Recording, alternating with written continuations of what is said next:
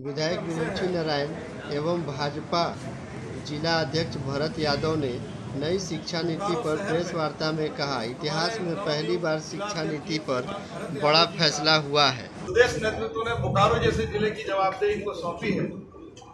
मैं भरत जी का स्वागत करते हुए और आप भरत जी से आग्रह करता हूं अपने जिलाध्यक्ष जी से कि आप सबों को संबोधित करें। सौभाग्य है कि बोकारो जिला भारतीय जनता पार्टी का अध्यक्ष बनने के बाद आप लोगों से यहाँ पर पहली बार हमारी मुलाकात हो रही है और एक ऐसे विषय पर मुलाकात हो रही है क्योंकि हम समझते हैं कि आज़ादी के 70 दशक में यह एक ऐतिहासिक घटनाक्रम है। हम आपको बताना चाहते हैं कि पिछले दिनों 29 जुलाई को भारत सरकार ने जो राष्ट्रीय शिक्षा नीति के मसौदे को कैबिनेट ने मंजूर किया है, वो आजादी के बाद हम समझते हैं कि यह एक बहुत महत्वपूर्ण घटना है। आजादी के बाद पहली बार 1968 में इंदिरा गांधी जी के द्वारा पहली राष्ट्रीय शिक्षा नीति लाई गई और उसके बाद 86 में राजीव गांधी जी के द्वारा शिक्षा नीति लागू किया गया। लेकिन 34 वर्षों के बाद आज पूरे विश्व के परिप्रेक्ष्य में जहां की अभी सभी क्षेत्रों में इतनी प्रतियोगिता है, उसको ध्यान में रखते हुए आवश्यक था कि यह सरकार शिक्षा नीति में आमूलचूल परिवर्तन करे और आज इस प्रेस के माध्यम से मोदी जी के नेतृत्व में केंद्र में चलने वाली भारतीय जनता पार्टी की सरकार को हम भारतीय जनता पार्टी बोकारो जिला की ओर से बहुत बहुत आभार प्रकट करते हैं कि 24 वर्षों के बाद उन्होंने शिक्षा नीति में जो आमूलचूल परिवर्तन किया है, उससे सामाजिक न्याय हो चाहे समानता हो, अर्थव्यवस्था, विज्ञान, प्रौद्योगिकी और देश की एकता में जो शिक्षा की भूमिका है, हर एक क्षेत्र में सरकार ने सारी बातों को मद्देनजर रख करके यह शिक्षा नीति बनाई है। मित्रों, वर्तमान में जो शिक्षा नीति का मसौदा मंजूर किया है उसको 4 हिस्सों में बांटा गया है। प्राथमिक और उच्च शिक्षा पहले और दूसरे हिस्से में प्राथमिक और उच्च शिक्षा का ब्यौरा है। तीसरे हिस्से में भाषा, संस्कृति और तकनीकी पर विस्तार से चर्चा की गई है और चौथे हिस्से में इस बात का जिक्र है कि कैसे सभी को गुणवत्तापूर्ण शिक्षा मिले और नई नीति कैसे लागू किया जाए। स्कूली शिक्षा में हम जानते हैं कि हमारे देश में शुरुआती पढ़ाई का ढांचा पहले 10+2 का था। इसके हिसाब से एक बच्चा जब 6 साल की उम्र में पहली कक्षा में पहुंचा था, यानी 3 से 6 साल की उम्र में, उस बीच उसका कोई शिक्षा से सरोकार नहीं रहता था। नए बदलाव के हिसाब से इसे 5+3+3+4 कर दिया गया और इसका नाम रखा गया है yearly childhood care and education, यानी 3 साल की उम्र से ही बच्चों की पढ़ाई शुरू होगी। शुरुआती उम्र में बच्चों को तैयार किया जाएगा। सरकार ने ऐसा फैसला करने के पीछे उल्लेखनीय कारण दिया है। सरकार का कहना है कि बच्चे का दिमाग 85% विकास 6 साल की उम्र के पहले हो जाता है। ऐसे में यह बेहद जरूरी है कि पहली कक्षा में जाने वाले पहले विद्यालय के लिए पूरी तरह से तैयार रहे और बच्चों को बेहतर भाषा और अक्षर आदि का ज्ञान हो। अलग अलग तरह से खेल और क्रियाकलापों का हिस्सा इस प्रथम चरण में उन्हें बताया जाएगा। एनसीईआरटी 2 हिस्सों में बच्चों के लिए पाठ्यक्रम तैयार करेगी। पहला 3 साल तक की उम्र के बच्चों के लिए और दूसरा 3 से 8 साल की उम्र के बच्चों के लिए। इसके लिए प्राथमिक शिक्षा को आंगनबाड़ी से जोड़ा जाएगा, साथ ही आंगनबाड़ी को मजबूती प्रदान किया जाएगा। कक्षा 1 से पहले बच्चों को प्रिपरेटरी क्लास यानी बाल वाटिका में भेजा जाएगा। इसमें पढ़ाने वाले शिक्षक का और बच्चों को स्कूली शिक्षा के लिए तैयार करना होगा। इसके पहले आंगनबाड़ी में काम करने वाले शिक्षकों और कर्मचारियों में गवर्नेंस को लेकर कई अहम कदम उठाए जाएंगे।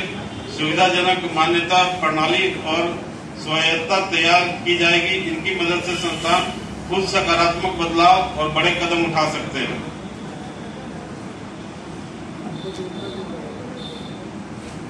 सबसे बड़ी बात है कि पहले शिक्षा पर जीडीपी का माने सकल घरेलू उत्पाद का लगभग 4.5% भारत सरकार खर्च करती थी, लेकिन वर्तमान शिक्षा नीति में जीडीपी का 6% शिक्षा पर खर्च किया जाएगा। नई शिक्षा नीति में केंद्रीय शिक्षा सलाहकार बोर्ड को मजबूत करने के लिए भी विशेष ध्यान दिया जाएगा। शिक्षा को सबसे ऊपर रखने के लिए मानव संसाधन विकास मंत्रालय का नाम बदलकर शिक्षा मंत्रालय किया जाएगा। इसके अलावा नई शिक्षा नीति में सबसे ज्यादा इस बात पर जोर दिया गया है कि शिक्षा के क्षेत्र में जीडीपी का 6% तक खर्च हो।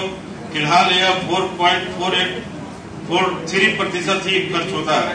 यह दुनिया के तमाम विकासशील और विकसित देशों से कम है। इसलिए नई शिक्षा नीति में शिक्षा पर किए जाने वाले खर्च को बढ़ावा देने का जिक्र है और इसके लिए भारत सरकार जो भी बुनियादी ढांचा बनाना होगा, चाहे वो शिक्षकों की नियुक्ति करनी होगी, तो वो भारत सरकार इसका नियुक्ति करेगी। जो जिस तरह का शिक्षा नीति सरकार ने तैयार किया है, हम समझते हैं कि इससे रोजगार का भी अवसर बढ़ेगा, शिक्षक शिक्षिकाएं का नियोजन बढ़ेगा और गुणवत्ता में भी सुधार होगा। और वर्तमान वैश्विक परिप्रेक्ष्य में शिक्षा का महत्व सामाजिक, आर्थिक, विज्ञान, प्रौद्योगिकी सभी क्षेत्रों में है। तो हमको लगता है कि सभी क्षेत्रों का विशेष रूप से ध्यान रख करके यह शिक्षा नीति सरकार ने तैयार किया है। इसमें और एक महत्वपूर्ण बात है कि पहले जैसे बच्चे ड्रॉप आउट होते थे, जैसे मान लीजिए कि ग्रेजुएशन में गए बच्चे फर्स्ट ईयर किए, सेकेंड ईयर किए, थर्ड ईयर किए और उसके बाद अगर वो ड्रॉप आउट हो गए तो 3 साल का पढ़ाई उनका बेकार हो जाता था। अब वैसा नहीं है। अगर 1 साल वो ग्रेजुएशन में पढ़ने के बाद अगर वो छोड़ देता है किसी कारण से, तो उसको सर्टिफिकेट कोर्स माना जाएगा और उसको एक सिंपल सर्टिफिकेट मिलेगा। अगर वो 2 साल 3 साल तक का वो कोर्स कंप्लीट करता है तो उसको डिप्लोमा होल्डर का जो 3 साल का कोर्स का जो सर्टिफिकेट मिलता था, वो डिप्लोमा होल्डर का उसको सर्टिफिकेट मिलेगा। और अगर 4 साल वो कंप्लीट करता है तो वो उसको समझिए कि ग्रेजुएट का सर्टिफिकेट और एक रिसर्च का भी सर्टिफिकेट उसको मिलेगा। तो एक तरह से उसके क्रेडिट को रिस्टोर करने का काम यह सरकार की है। बहुत ऐसे बच्चे होते हैं जो कि किसी कारण से छोड़ देते हैं या बीच में नौकरी करने चले गए, फिर वापस आकर के फिर आगे की पढ़ाई स्टार्ट करना चाहते हैं, तो उनका पीछे का पढ़ाई जाया नहीं जाएगा। तो यह एक जो है सो बहुत महत्वपूर्ण बात है। और जो पूरे स्ट्रक्चर में 10+2 को हटा करके 5+3+3+3+ जो 4 का स्ट्रक्चर सरकार ने लागू किया है, इससे हमको लगता है कि बहुत इससे अमूलचूल परिवर्तन होगा।